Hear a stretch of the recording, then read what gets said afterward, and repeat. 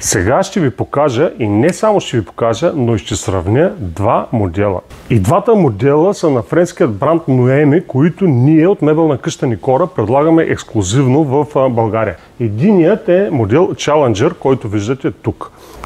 Характерното за модела са неговите подглавници. Тези подглавници са изключително удобни за главата, като при Challenger имаме подглавник, който е електрически, включително и във височина, може да бъде нагласен спрямо вашите нужди.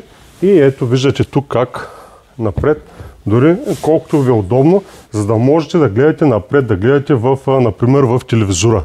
Защо е важен подглавникът? Много е важен, защото това е една от най-важните опори при седене. Важно е, когато платите за този подглавник, да виждате фронтално, а не като се облегнете на него да гледате само на тавана. Вижте какво изкривяване трябва да направя, за да погледна напред в телевизора. Тоест, важно е подглавника наистина да бъде комфортен, а не просто да го има.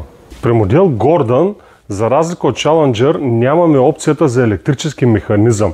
Както при Challenger, така и при Gordon имаме опция подглавникът да се мърда ръчно. Виждате, с регулиране във височината, която на вас ви е нужна. Подглавникът отново е много комфортен. Освен това е изключително мек. Виждате за какъв ход назад става просто. Това не е просто една тапицирана дъска. И двата модела са с изключително удобна седалка и изключително добра опора в ломбалната област. И двата модела могат да бъдат поръчани с електрически механизми, като този, който виждате тук. Изключително комфортен и удобен механизъм, на който дори може да направите вашата следобедна дрямка.